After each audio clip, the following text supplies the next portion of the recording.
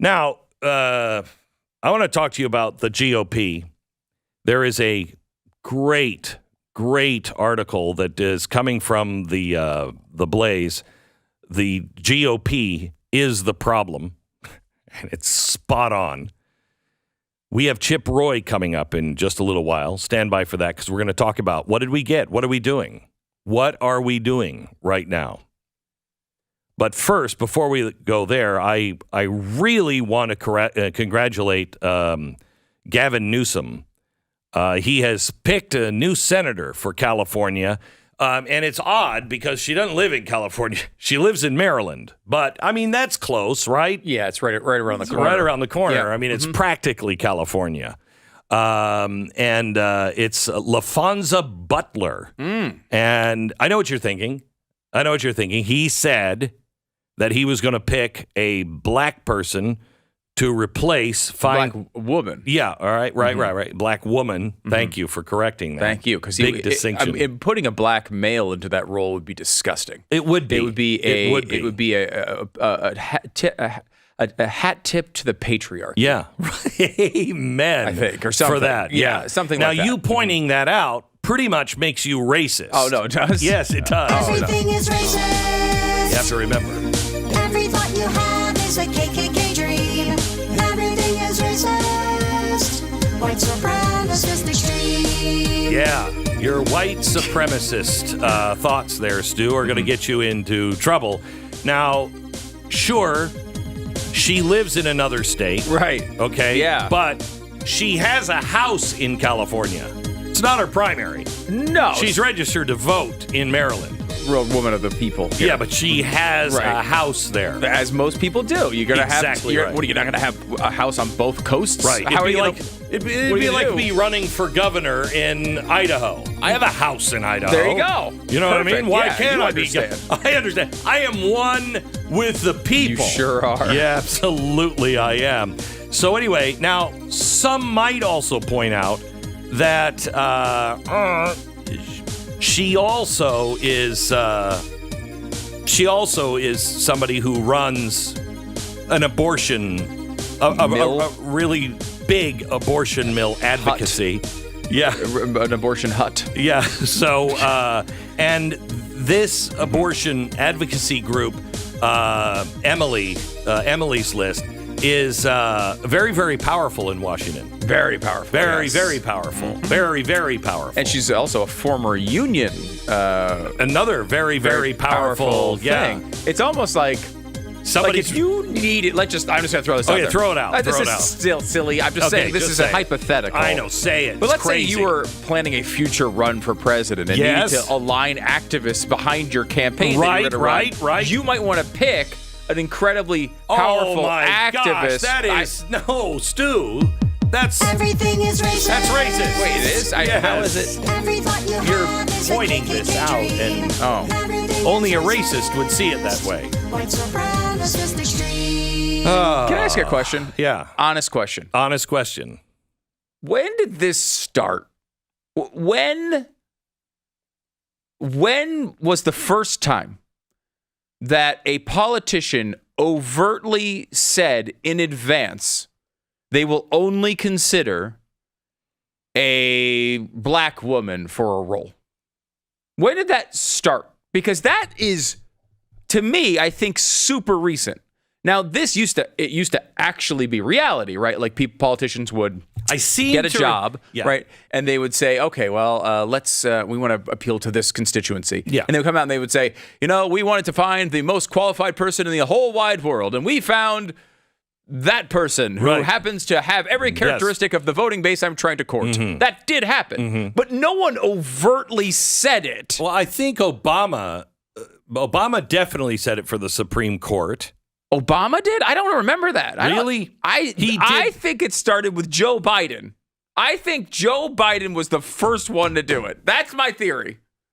I think Joe Biden came out and said, you know what? I will only consider a black woman for this role. You could be right. I don't remember anyone overtly saying it in advance before that. There's two portions of this. When did it become okay just to say I'm appointing a black woman for the role. That's what I'm looking for. And erase, I'm sure there's a polyamorous Asian out in California that might have been that lives in California that might be very qualified. That's one of the first qualifications is living in the state. Yeah, it is. Usually. It is. But anyway, but there's also you're racist for even thinking that that's not okay.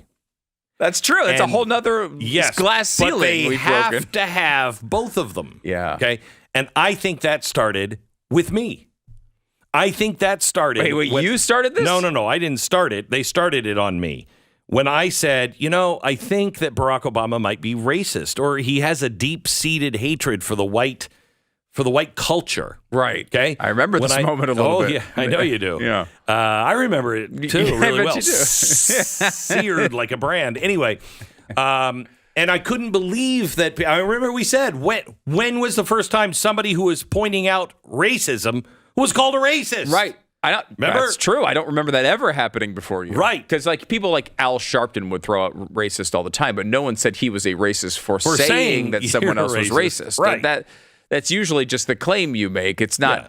But that was you. That was how they treated it with you. Yeah. Because you said someone was racist, you were a racist. And now everybody does that. Now everybody, when they want to shut you down, they just say you're a racist for saying this is racist. I don't want to say it, but trailblazer. Well.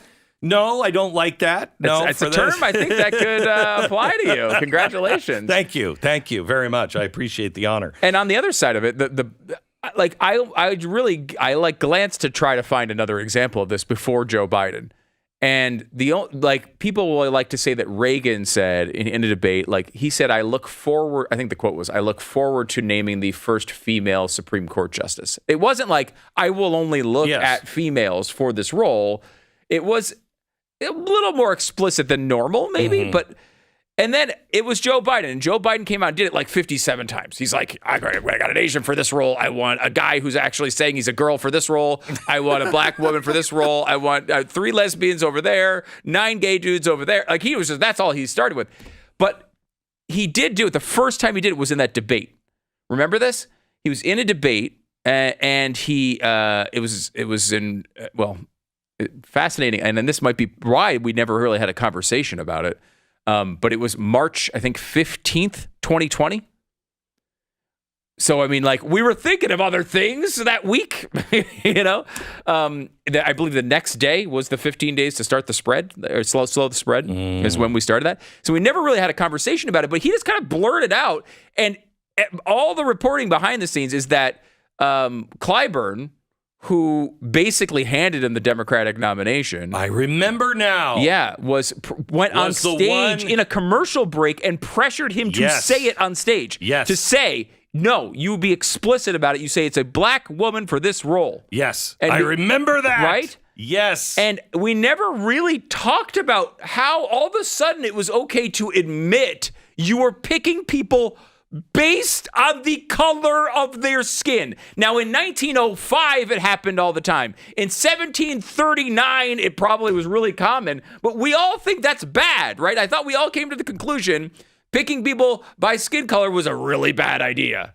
Well, I think the transgender Latinx who was left off that list is probably thinking it was a bad thing. Yeah, I'm thinking it was. I'm glad you finally brought up that. And isn't it interesting that it is the white guys who are leading the way? You know what? I'm really old. I'm out of step. I do think my radio is called the wireless, but I'm going to do what we used to do when I was a kid back in the aughts, right after the turn of the century, the 1800s turn to the 1900s. And I'm going to look for a specific race and make sure that I'm checking their bedroom as well. I mean, these white guys, why don't you get out of the way? Why don't you, Joe, if you believe this, why don't you retire right now and let Kamala Harris be our first black female president? Yeah, no one wants to give up their own power for it, of course. Yeah, of course not. Of course not. Of course not. But they'll make sure everybody else gives up their power. That's kind of the point, isn't it? Kind of the point. And this goes to also in the same period, right? This is the George Floyd period that happens a few months after he says that. Mm-hmm.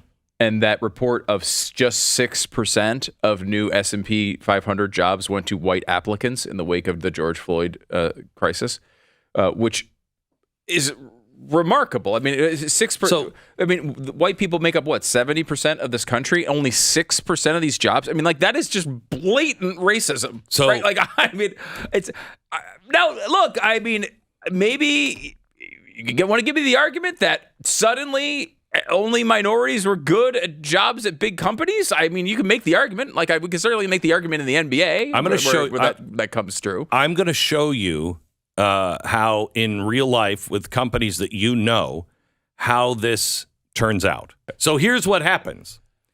Talking to a friend of mine the other day, and he told me about somebody who works at Disney, and they're in charge of, you know, fiscal responsibility and everything else for all these movies. And they were told that on this project, you need to hire a black person to fill this role. I don't remember what role it was, but it was a big role. And literally, this woman said, there is only one African American in the entire industry that does that. And it's an important role, or everything could go to hell in a handbasket. They said, we don't care. Get an accountant to do the job. And she's like, but it's not the job of an accountant. It has nothing. An accountant can't do this job. They're like, get a black accountant and do it. They are going to lose all kinds of money. Mm-hmm. They have a chance that it's an absolute flop. This is why Disney is going to sell off everything. They've destroyed their movie business. They're destroying their parks because they can't stop now. The inmates are in charge of the asylum, and they can't stop. They built it. That's what you get. Congratulations, Disney.